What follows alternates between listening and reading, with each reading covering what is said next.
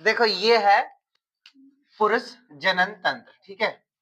Reproductive system of man, यानी कि जो मनुष्य है उसमें नर और मादा दो लोग होते हैं, दो होते हैं ना, एक होता है नर और एक होता है मादा। सेम उसी प्रकार जैसे जानवरों में होता है, एक नर होता है एक मादा होता है। जैसे नर में कह सकते हैं बैल कह देते हैं गाय में, और गाय कहते हैं मादा में।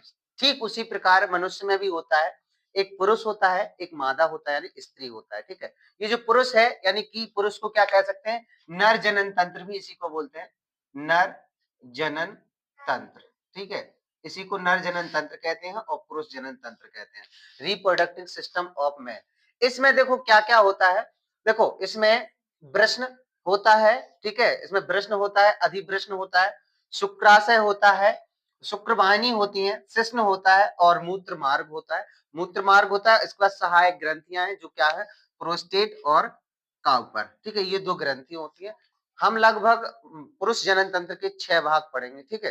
कितने भाग पढ़ेंगे, 6 भाग। इसमें हमने पहला बताया वृषण, जिसे बोलते हैं टेस्टिस, ठीक है। ये वृषण क्या है, ठीक है, ये पुरुष में पाए जाते हैं, ठीक है। ये नर में लगभग 5 सेंटीमीटर लंबा, ये कितना होता है, लगभग 5 सेंटीमीटर लंबा कह सकते हैं, ठीक है। और 2.5 सेंटीमीटर चौड़ा अंडाकार होता है, यानी कि ये दो होते हैं, ध्यान रखना। और ये कितने होते हैं, संख्या में दो होते हैं, ठीक है। ये संख्या में दो होते हैं और कितना लंबा होता है, 5 सेंटीमीटर लंबा और 2.5 सेंटीमीटर चौड़ा। और आकृति जो होगा अंदर से कैसा होगा, अंडाकार। इनके जो आकार होंगे वो कैसे होंगे, अंडाकार होते हैं, ठीक है।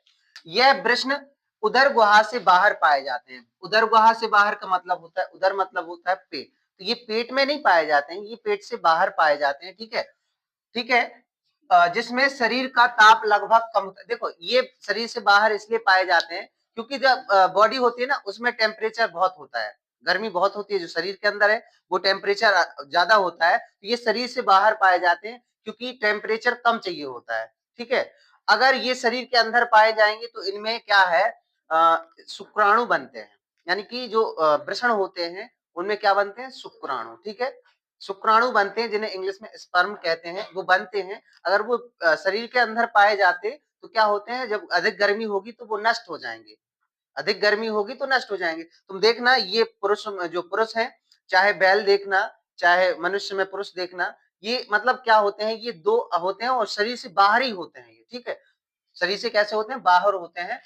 यह शुक्राणु का उत्पादन करता है, तो ये जो वृषण होते हैं वो क्या करते हैं, शुक्राणु का उत्पादन करते हैं। समझ में आया इतना, यानी कि यह नर में लगभग 5 सेंटीमीटर से 2.5 सेंटीमीटर होता है। आकार कैसा होता है, अंडाकार। इनका जो आकार कैसा होता है, अंडाकार होता है। संख्या में कितने होते हैं, दो होते हैं, संख्या में दो होते हैं। आकार अंडाकार होता है, 5 सेंटीमीटर से 2.5 सेंटीमीटर के होते हैं। ये शरीर के बाहर यानी उदर गुहा से बाहर होते हैं, ठीक है, उदर गुहा से बाहर होते हैं। जिसमें शरीर का ताप लगभग जिससे क्या होता है, शरीर के ताप से लगभग कम होता है, तो वो कम ताप चाहिए होता है इसलिए वो शरीर से बाहर होते हैं। शरीर के अंदर ताप ज्यादा होता है, ठीक है, इसलिए ये बाहर होते हैं। इस चीज का भी ध्यान रखना। इन क्या है, इनमें क्या है, शुक्राणु पनपते हैं, मतलब शुक्राणु का उत्पादन होता है। इनमें क्या कहते हैं, शुक्राणुओं का उत्पादन होता है, स्पर्म बोलते हैं, ठीक है। यानी कि ये एक प्रकार का कह सकते हैं बीज है, ठीक है, एक प्रकार का बीज है, ठीक है। जो शुक्राणु होता है, स्पर्म एक प्रकार का बीज होता है, ठीक है। फिर इसके बाद अधिवृषण क्या होता है, अधिवृषण जो होता है वो तुम्हारे जो वृषण बताया है ना, वृषण के बाहर ये जो चपटी संरचना है ना, ये होता है अधिवृषण, यानी कि उससे चिपकी हुई संरचना होती है, वो होता है अधिवृषण होता है। प्रत्येक वृषण में एक लंबी चपटी संरचना पाई जाती है। वृषण दो होते हैं, दो होते हैं, उनमें एक चपटी संरचना पाई जाती है, ठीक है, जिसे क्या बोलते हैं, अधिवृषण कहते हैं। जिसमें शुक्राणुओं को क्या होते हैं, मैच्योर होते हैं, परिपक्व होते हैं। इसमें देखो बनते इसमें है, ये जो है इसमें शुक्राणु बनते हैं, ठीक है। लेकिन जो मैच्योर होते हैं, यानी कि कहते हैं जो बीज यानी कि जो पकते हैं, कह सकते हैं परिपक्व या मैच्योर होते हैं, वो किसमें होते हैं, इसमें होते हैं अधिवृषण में, ठीक है। फिर यहाँ से ये कहाँ जाते हैं, यहाँ से ये जो पता है शुक्रवाहिनी है, ये जो नलिका है शुक्र, ये तुम्हारे देखो ये दो होंगे, एक ये इसके मतलब बगल में छिपा हुआ है, ठीक है, दो नहीं दिख रहे हैं इधर। और ये जो ये अधिवृषण है, ये वृषण है, और ये क्या है, अधिवृषण, ऊपर से चपटी संरचना। फिर ये क्या है, शुक्रवाहिनी, ये गई है शुक्रवाहिनी, ठीक है। यहाँ तक तुम्हें इसे क्या बोलेंगे, शुक्रवाहिनी बोलेंगे। यहाँ तक क्या बोलेंगे, शुक्रवाहिनी। ठीक है, ये शुक्रवाहिनी की जो लंबाई है वो है 45 से 50 सेंटीमीटर। इसकी जो लंबाई कितनी है? 45 से 50 सेंटीमीटर। फिर यहाँ पर एक ये थैली होती है मूत्राशय। ठीक है, मूत्राशय थैली जो होती है, इसमें क्या होता है? मूत्र का स्टोर होता है, मतलब उसी में एकत्र होता है। फिर जब इसमें प्रेशर बनता है तो पेशाब करते हैं अपन लोग। ठीक है, तो ये मूत्राशय होता है। मूत्र यहाँ से देखो, यहाँ से ये मार्ग है और ये वाला ये तुम्हारा शुक्रवाहिनी का मार्ग, ये दोनों यहाँ पर मिलते हैं। ये उभय मार्ग है। ठीक है, ये यहाँ पर दोनों मिल रहे हैं। साथ में ये जो प्रोस्टेट ग्रंथि है, एक ग्रंथि भी है ये। ठीक है, जहां पर क्या है? लिक्विड बनता है, तरल बनता है। ठीक है, इसमें तरल बनता है। फिर इसके बाद ये तुम्हारा यहाँ से मूत्र मार्ग शुरू हो जाता है। यानी शुक्रवाहिनी ये शुक्रवाहिनी है यहाँ तक, और ये जो मूत्राशय यहाँ से जो शुरू होता है, वो भाग इसको बोल देते हैं मूत्र मार्ग। इसको क्या बोल देते हैं? मूत्र मार्ग होता है। ठीक है, तो इसके बाद हम क्या कह रहे थे? शुक्राशय, यह 5 सेंटीमीटर लंबी संरचना होती है। शुक्राशय क्या होती है? ये यहाँ पर शुक्राशय है तुम्हारा, कहाँ पर है? हाँ, यहाँ पर ये है तुम्हारा। ठीक है, ये है तुम्हारा शुक्राशय। ठीक है, इतना भाग ये तुम्हारा शुक्राशय होता है। इसमें क्या है? जो शुक्राणु बनते हैं ना यहाँ, फिर यहाँ से परिपक्व होते हैं, फिर जाते हैं कहाँ? यहाँ। यहाँ स्टोर हो जाते हैं, यहाँ एकत्र हो जाते हैं शुक्राणु।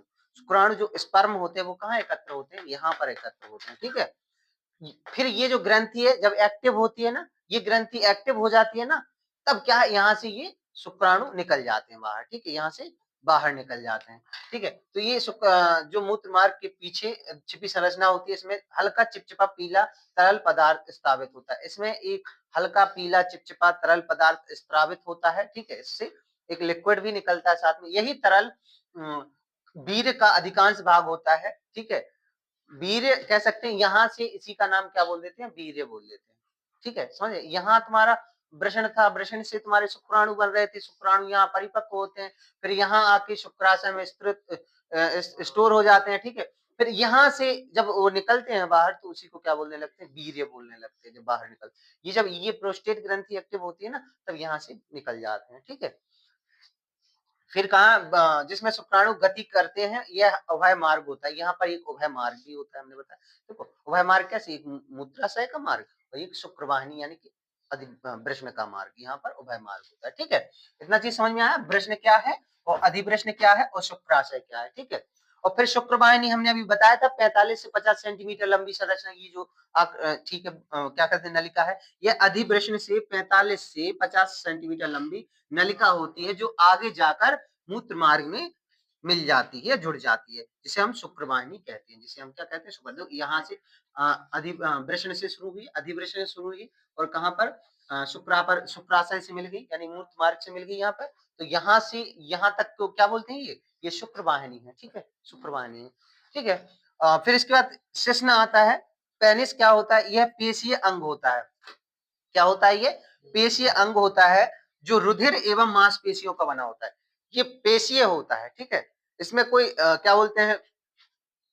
वो कह सकते हैं ये, ठीक है, मतलब पेशीय मार्ग है, से बना है, मांस से और रुधिर से। ठीक है, हड्डी वगैरह नहीं है इसमें। ठीक है, ये मांस से और सिर्फ रुधिर से बना हुआ भाग है। ठीक है, जो आगे जाकर क्या होता, सॉरी, जो रुधिर एवं मांसपेशियों का बना होता है।